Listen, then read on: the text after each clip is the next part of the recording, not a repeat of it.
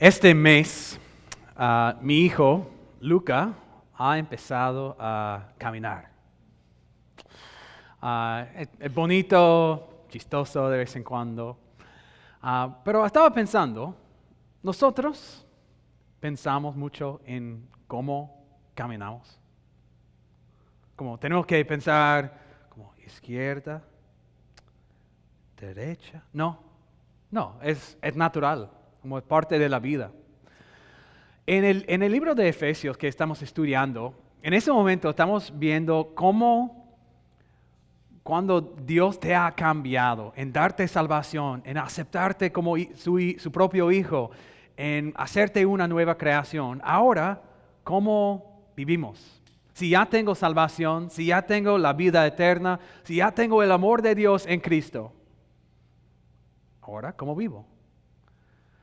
Y en el libro de Efesios, al principio de este capítulo, describe la vida cristiana como caminar. ¿Cómo caminamos? Y es importante, yo creo, porque caminar es algo que hacemos cada día. Sería muy difícil vivir sin caminar. Y caminar no solo es algo que hacemos pues cada día, es natural, es repetida. Dios quiere que cuando pensemos en la vida cristiana, no es algo que hacemos como el domingo, o en un estudio bíblico, o en unos actos individuos, pero es algo que es parte de toda la vida.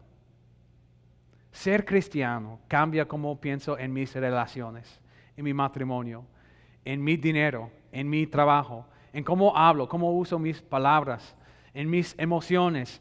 Impacta todo ser un cristiano, ser un hijo de Dios. Entonces leemos el primer versículo del capítulo. Por tanto, imiten a Dios como hijos muy amados y lleven una vida de amor, así como Cristo nos amó y se entregó por nosotros. Antes de que hablemos de aplicaciones, de cómo vivimos, quiero que vean eso. Como hijos muy amados. Cuando tratamos de seguir a Cristo, de seguir las leyes de Dios, eso no es para ser un hijo de Dios o para convertirte en un hijo de Dios, pero porque ya lo eres. Si crees en Cristo como su Salvador, pues ya somos hijos muy amados. En Cristo ya somos.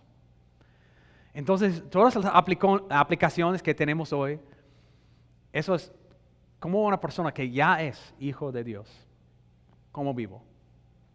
Como un hijo muy amado, ¿cómo vivo? Entonces vamos a leer del Efesios capítulo 5, 21 a 33. Y especialmente en esta sección hay una aplicación para relaciones, especialmente las relaciones entre esposos, ¿okay? Esposo y esposa. Y si no eres casada, pues no tienes permisión de dormir o algo, porque vamos a ver en las aplicaciones, vamos a ver pues algo que nos ayuda en cualquier relación. Pero también Dios usa la relación en un matrimonio como una ilustración de su amor por nosotros. Entonces leemos. Sométanse unos a otros por reverencia a Cristo. Esposas, sométanse a sus propios esposos como al Señor. Porque el esposo es cabeza de su esposa, así como Cristo es cabeza y salvador de la iglesia, la cual es su cuerpo. Así como la iglesia se somete a Cristo, también las esposas deben someterse a sus esposos en todo. Esposos, amen a sus esposas, así como Cristo amó a la iglesia y se entregó por ella para hacerla santa.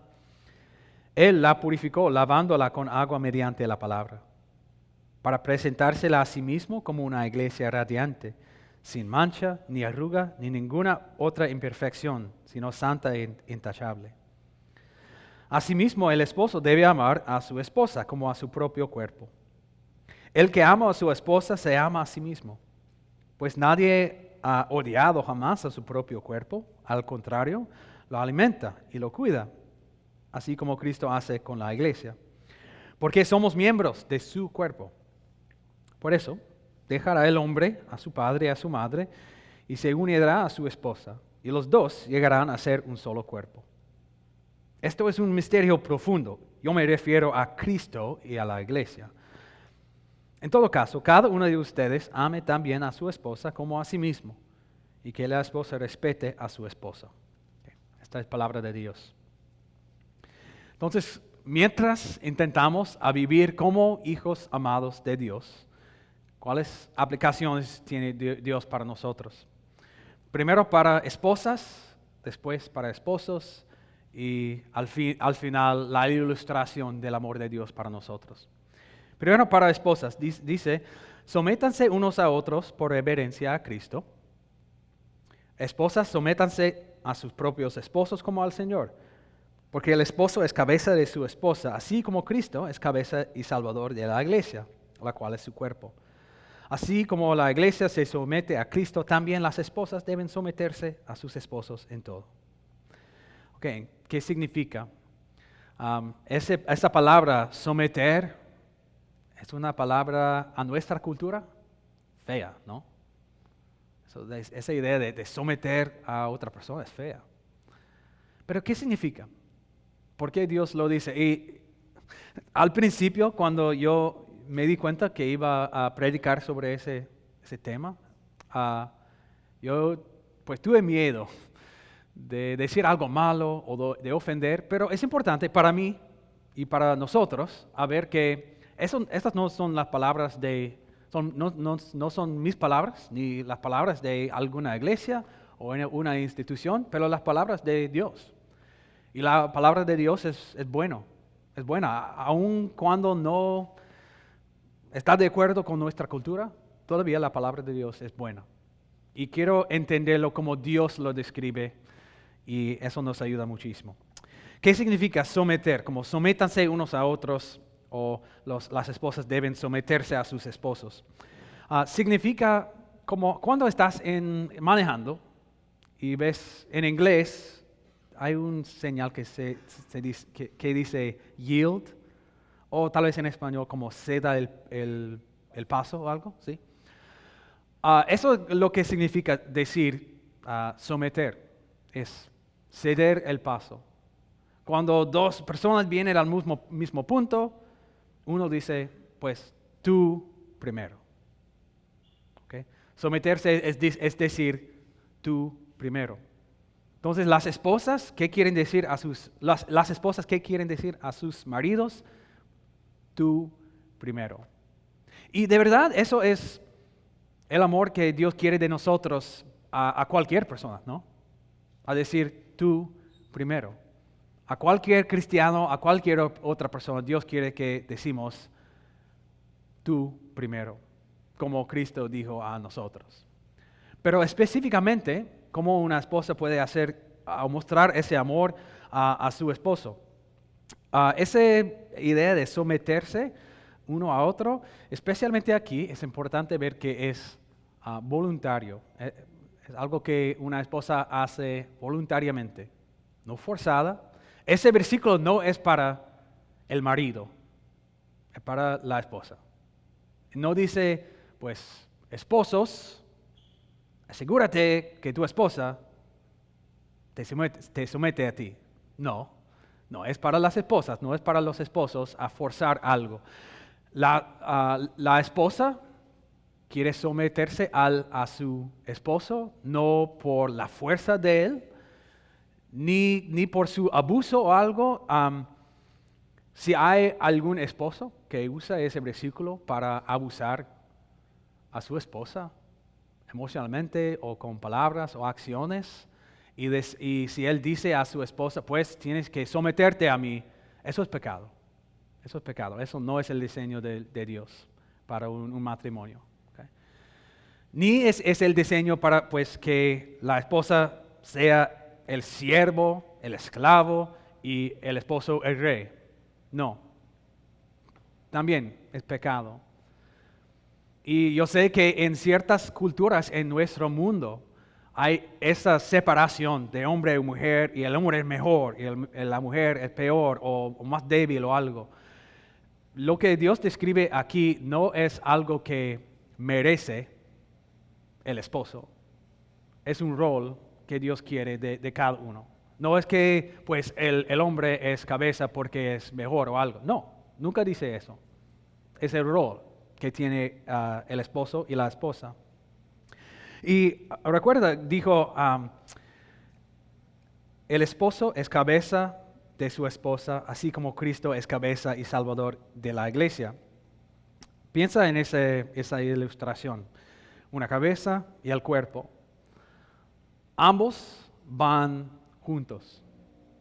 El esposo y esposa deben ser un equipo, un solo cuerpo. La cabeza no puede hacer algo sin el cuerpo, ni el cuerpo sin la cabeza. Ambos quieren vivir la vida juntos, conectados, como un equipo. No con la cabeza solamente haciendo lo que quiere y el cuerpo tiene que seguir, pero juntos, un equipo conectado. Está hablando Dios de un rol de liderazgo que quiere Dios para el esposo. Dios quiere que el esposo sea el líder. Eso no significa que él puede sentar en el trono de su familia, el trono de su casa y todo el resto tiene que servirle. No. Pero si en un trabajo, por ejemplo, y tienes un líder en su trabajo, ¿cómo puedes apoyar a un líder? ¿Cómo puedes apoyar a un líder? Cuestionar cada decisión, tratar de robar su trabajo o decir que pues yo lo puedo hacer mejor. Eso no ayuda a un líder. Eso es como una tortura a un líder. ¿Qué puede hacer una esposa para su esposo? Es apoyarle en su liderazgo. Entonces, ¿qué podemos hacer para apoyar a un líder? Hablar, comunicar nuestras necesidades, nuestros sentimientos, lo que necesitamos. Comunicación buena es muy importante en un matrimonio para que un esposo sabe qué necesita su familia, qué necesita su esposa. Al fin de nuestra lectura dijo, en todo caso, cada uno de ustedes ame también a su esposa como a sí mismo y que la esposa respete a su esposo. El esposo debe amar a su esposa, la esposa debe respetar a su esposo. Eso habla de una diferencia entre hombres y mujeres. De verdad, hombres y mujeres ambos necesitan amor y respeto. Pero hombres, ustedes saben eso, nosotros vivimos por respeto. Generalmente, si hay alguien que está cuestionando nuestras decisiones, nuestra capacidad de hacer algo, es un gran herido a nosotros. Entonces, para una esposa, ¿qué una esposa puede hacer para ayudar, para amar a su esposo? Es decirle, confío en ti. No sé si hay otra palabra que es más poderoso a oír un esposo. Confío en ti. Confío en tus decisiones, en tus habilidades y estoy contigo en eso. Lo que tú decides, decidimos juntos. Lo que tú quieres hacer, lo hacemos juntos.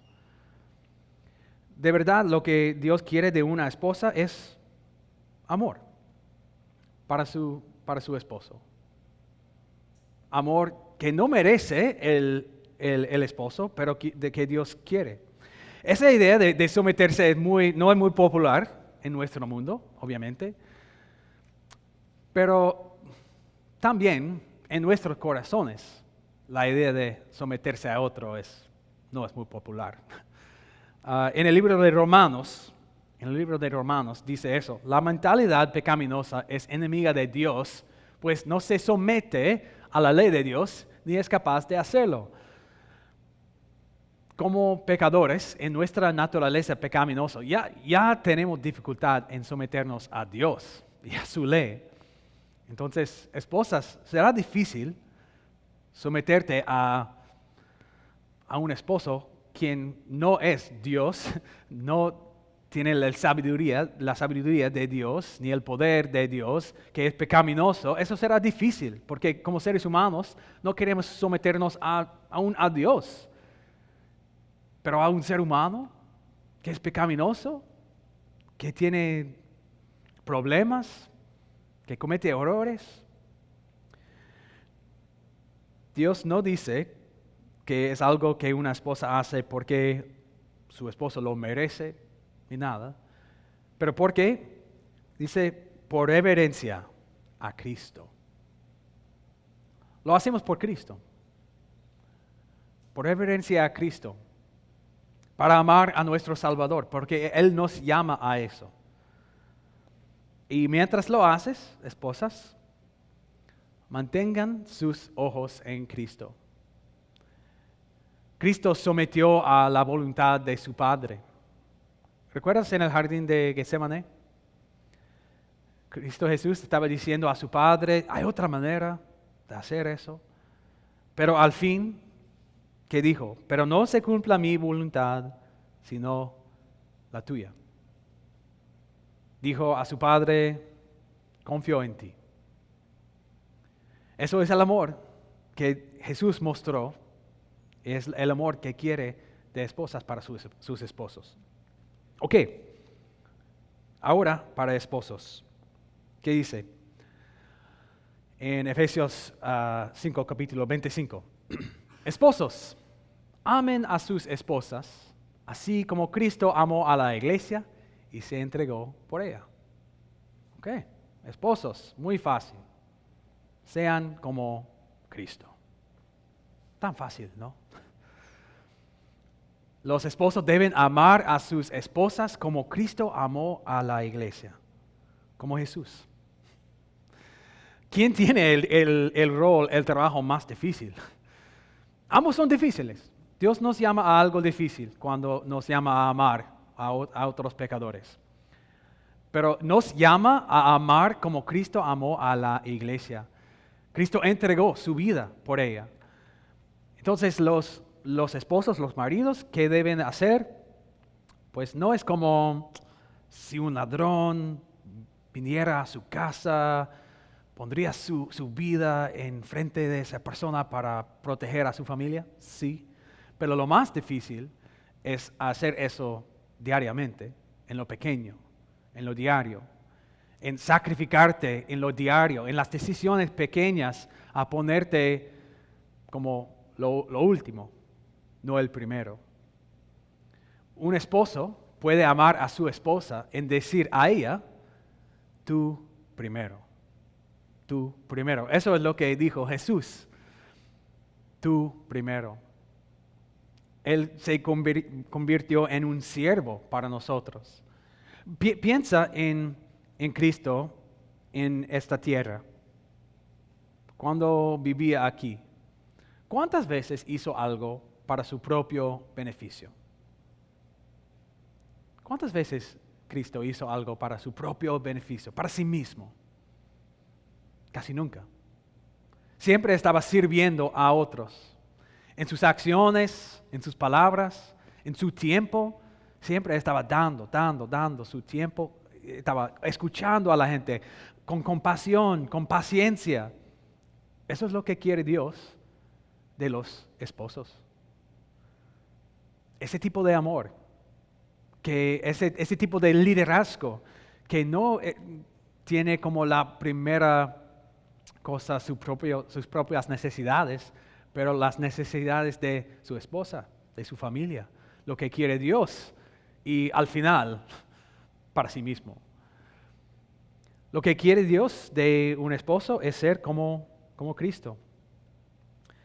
Y esa actitud de sacrificarte, de no ser egoísta, es la actitud que Dios quiere que tenga un esposo en su liderazgo.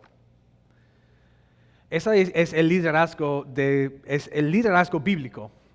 que un líder en la Biblia nunca guía por su propio beneficio. Okay. Un líder en la Biblia nunca dirige, nunca guía por su propio beneficio. Siempre por el beneficio de los de quienes son el líder. Okay. Como Moisés, por ejemplo, fue el líder de los israelitas, pero él sufrió muchísimo para guiarles, para amarles. ¿Qué quiere de Dios, de un líder? No a tomar las decisiones más fáciles para él, las más convenientes para él.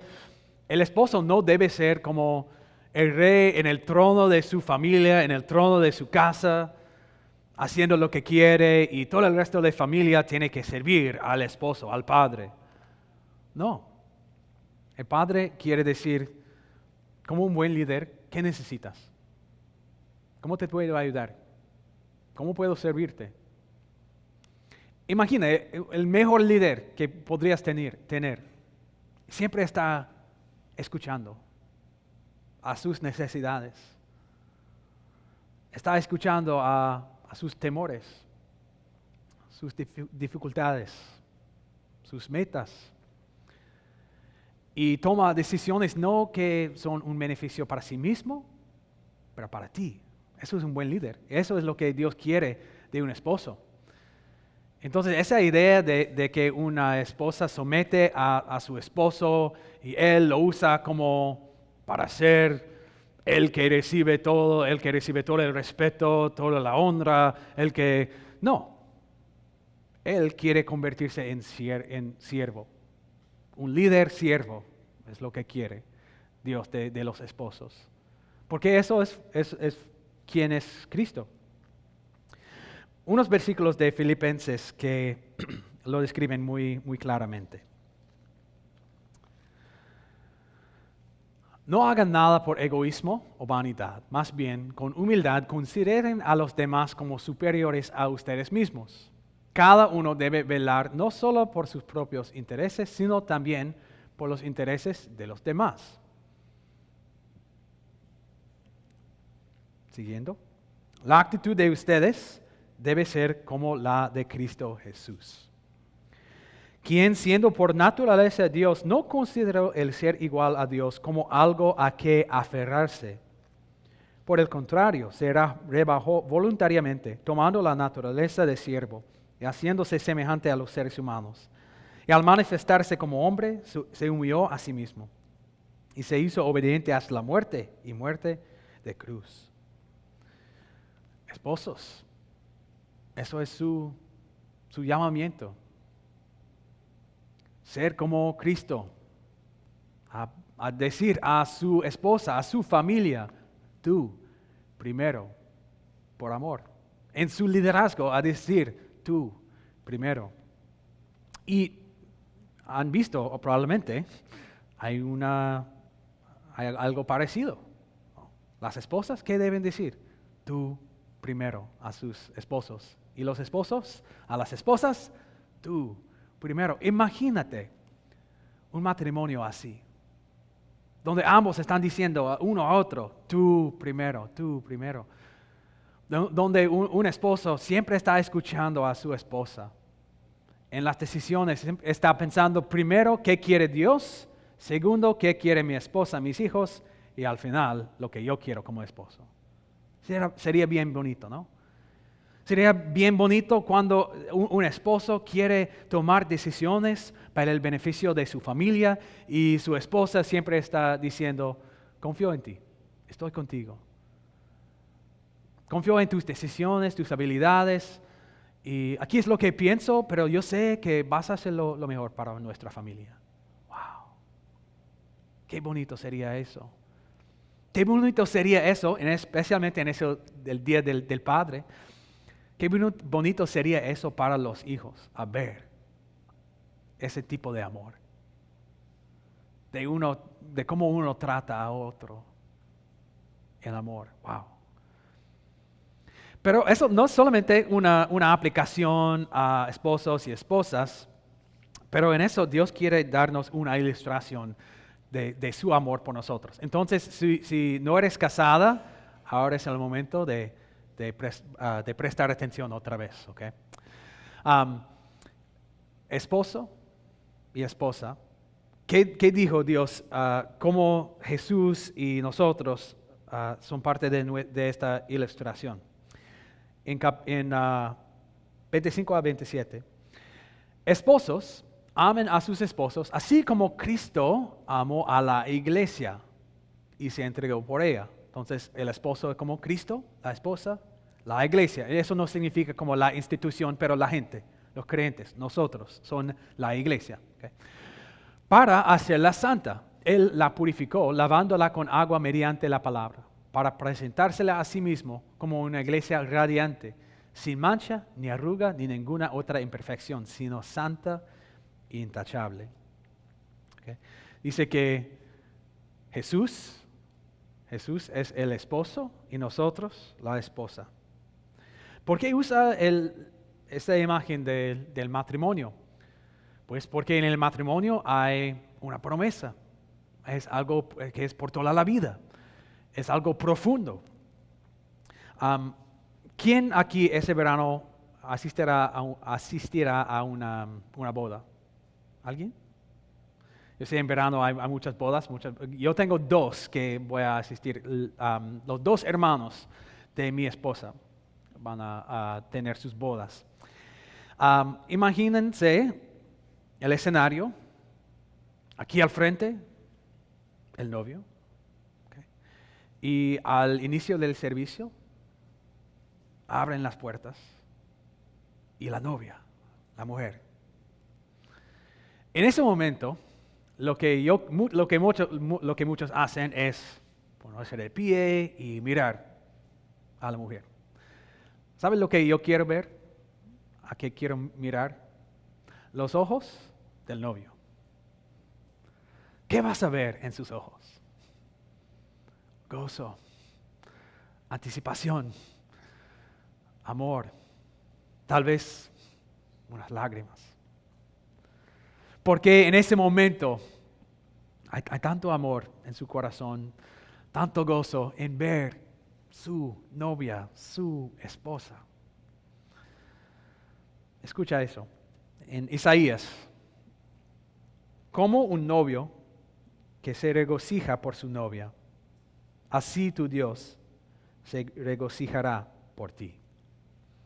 Wow, qué bonito. Imagina las emociones del novio en ver a su novia. Eso es el amor que Dios tiene para ti. ¿Qué dijo en nuestra lectura? Como Cristo amó a la iglesia y se entregó por ella para hacerla santa. Él la purificó, lavándola con agua mediante la palabra. Cristo hizo todo eso para hacernos santos. Santos. ¿Cómo?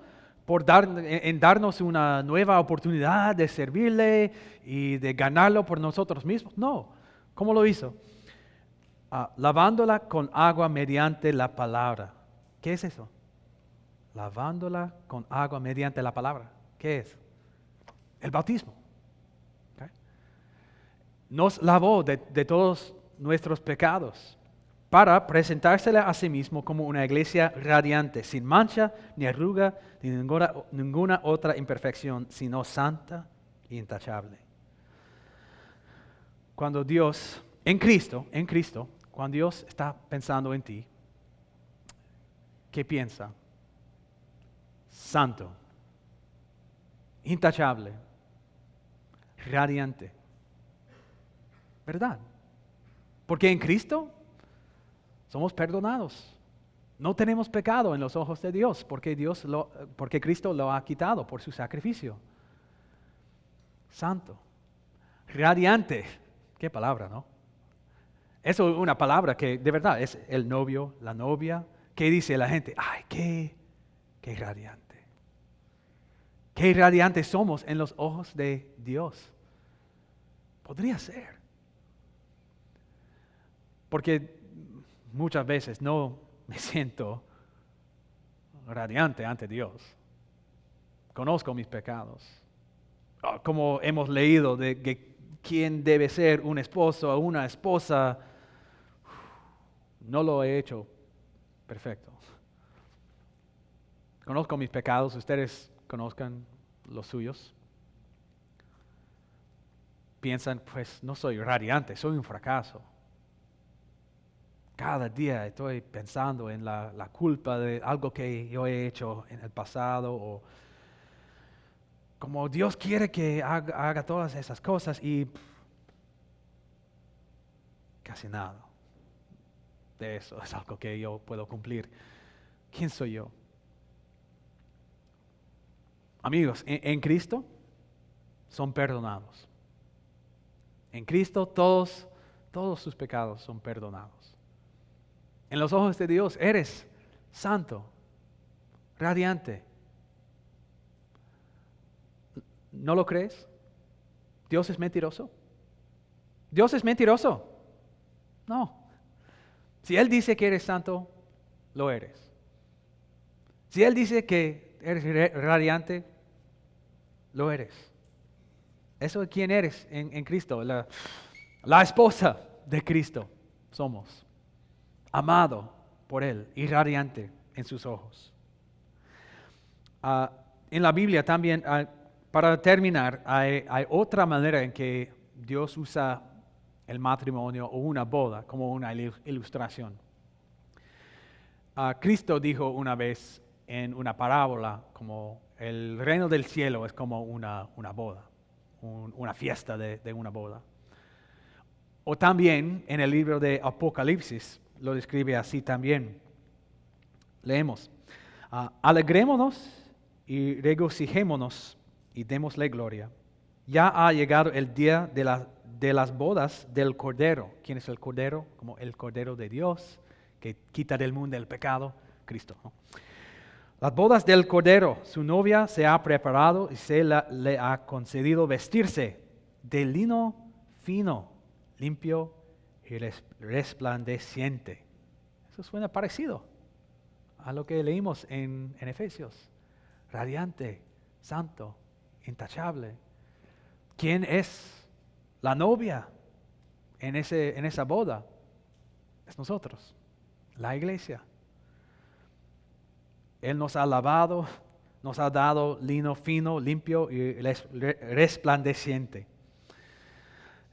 El cielo está descrito como una boda, porque en el cielo, finalmente, después de tanta anticipación, vamos a estar unidos con Cristo. Después de esperar tanto tiempo, Dios estará muy feliz a estar unidos, nosotros y Él, finalmente. En ese mundo hay pecado, hay errores, hay falta de respeto y falta de amor en nuestras relaciones. Pero en el cielo no habrá pecado, pero solo unidad y amor entre Dios y nosotros. ¿Qué día será? ¿Qué eternidad será estar con nuestro Dios,